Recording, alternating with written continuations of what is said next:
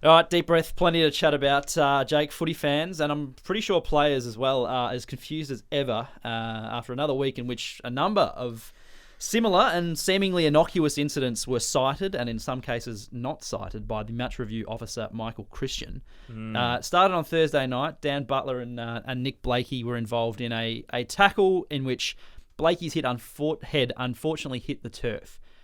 On first view, on 10th view, and I think I've seen it probably 35 times, I'm not sure what I'm seeing that's so bad about the tackle itself. However, he was handed a one-match ban, and that's going to be challenged at the tribunal. Then there was the Ryan Mansell on James Aish hit, sent straight to the tribunal as well. A bump, collision, head hit, shoulder. It's probably a little bit more. You can understand where the MRO went with that. Then there was the James Sicily tackle. So that was on Hugh McCluggage. There was this interesting sort of confluence of events where Ned Brockman was involved in the contest as well. And so Sicily goes for this tackle on McCluggage. Brockman's there. And then there's these three players. The tackle happens. Momentum sort of goes whichever way it does. And McCluggage's head hits the turf. That gets sent straight to the tribunal, which, if you look at the way that the MRO's box is laid out, that means that they expect there to be a penalty of at least 3 weeks. And then there was Zach Merritt on Alex Cincotta on Sunday night. Similar looking tackle, I guess, to the the Baker one and the Butler one. My apologies. And he was let off. It just seems like it's been a bit of an inconsistent week, and fans, players, clubs are as confused as ever as to what's going on and what's acceptable.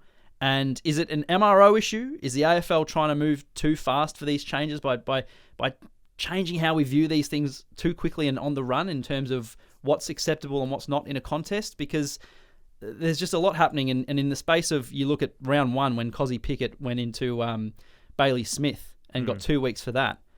We're looking at James Sicily, and he's potentially probably going to get more. Well, he will. He'll get 3. And look, I think it's as clear as day. I think this is the worst week the MRO's had since it was introduced.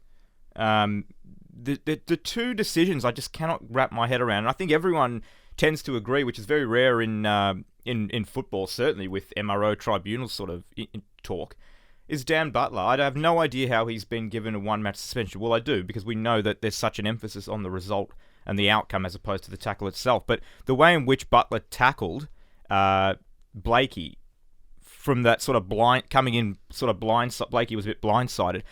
That was a textbook tackle, in my opinion, from the way in which he came, where Blakey wouldn't have been able to see him. Yeah, it's totally unfortunate that his head hit the turf and he had concussion symptoms. But this is a collision sport. This is a tackling sport. This is going to happen, like, from time to time. You cannot just get rid of it completely, and you can't punish every single instance of concussion with a suspension. If the technique is poor, you can. But if the technique is sound, which it was, so there was no second movement, there was no sling, and I'm pretty sure that there's a still photo, and the vision obviously shows it in video mode as well, but there's a great still photo on Getty Images of Blakey's left arm being free in the tackle. So I just sort of struggle to understand why we're still punishing the outcome and not the intent. Yeah, and we've been saying this since day one of this podcast. 5 years now? 5 years we've been doing this? Yeah, 5 and we never know. We never know the reason why. And we've had incidents over the last 5 or 6 years where, as I said, this has come up, and we've sort of just said, why are we punishing the outcome rather than the action?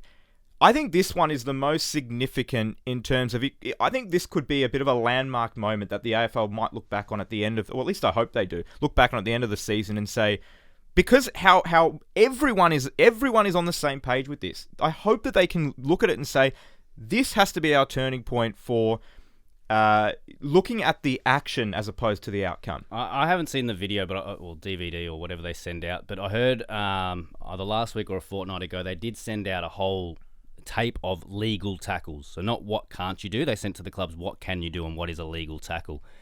And hearing people sort of quoting that have seen that video said the Dan Butler tackle was one of the examples of a tackle you can do.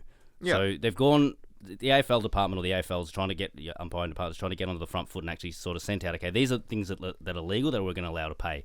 Apparently there's a similar to the Dan Butler one that was in that video, and now they're punishing it. So I feel like, I'm with you on the Dan Butler one. Really does feel like a watershed type case in terms the whole competition should have almost got together to appeal that ban, just to find out why is he getting 1 week and what can players change to not get that 1 week in the future, because at the moment no one knows. So is this an issue with the MRO not being a bit the confused MRO's about... following guidelines. Like at the end of the day, the MRO's not just going out The there. guidelines on the concussion guidelines is changing. yeah, and and has the changed multiple times this season already. Yeah, but the guidelines are wrong, and that's what's got to change. The MRO, people can criticise the MRO and the way it's being done, but it's, Michael Christen's just following what we've set out.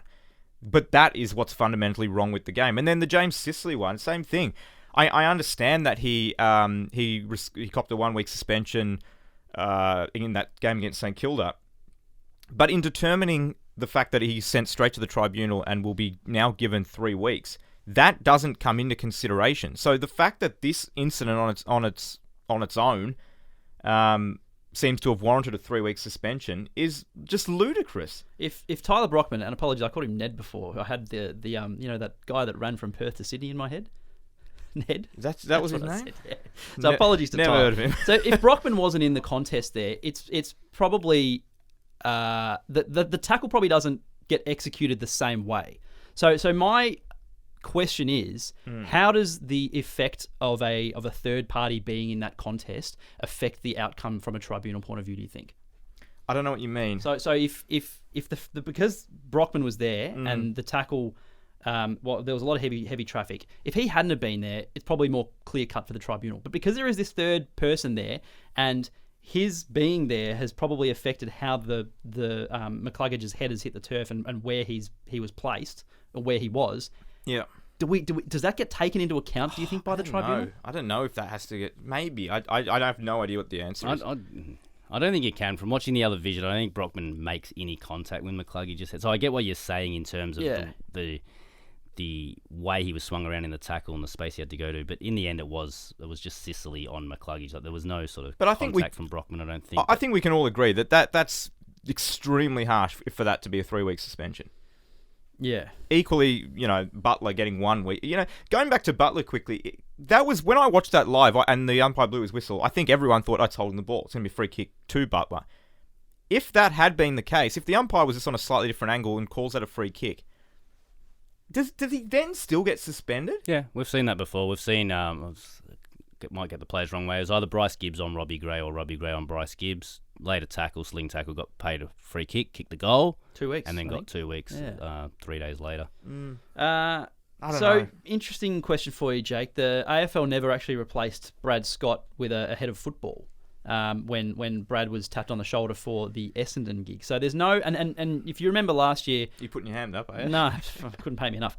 He was kind of the PR arm of the AFL for a lot of these kind of things and was the link between the fans and the players and the AFL about decisions and interpretations and stuff like that. Does the fact that there's no one in that position hinder what the confusion for fans and players is? I don't really think so. I mean, you're a little bit surprised that they haven't really replaced that role, but I don't think that is the real issue here. I think the issue at hand, like I've said, is the fact that the guidelines for determining what deserves what is just flatly wrong at the moment. And that's what's got to be fixed up at the end of the year. And as I said, I hope that they look back on this as kind of that landmark moment that says, we cannot keep... We've got to understand that this is always going to be a contact and collision sport. Yeah. We're going to have injuries. We're going to have concussions. That's the reality of it. If you don't like that, don't play the sport. Slinging, bad. Two moves, bad. Reckless. I'm all for punishing things that deserve punishment. Yeah. Would you say that Butler in particular had his opponent's well-being in mind 100%. With the tackle? So it's not I thought it was similar in a way to the one we saw a few weeks ago with Rory Laird and Lachie Neale. Different tackle, but the same sort of thing. The way he kind of put him to the ground, it wasn't driving him in, it wasn't slinging. It was sort of that care of cautiously not wanting to have his head hit the deck. So he had duty of care. Yeah, because what we're now seeing is the fact that players know they can draw a free kick, so the shoulder hits the ground first, and then their head sort of they sort of flick their head to sort of draw that. I've seen a few times where I thought you're putting yourself in danger there by trying to let your head hit the ground to get a free kick. We're seeing more and more of that. Yeah.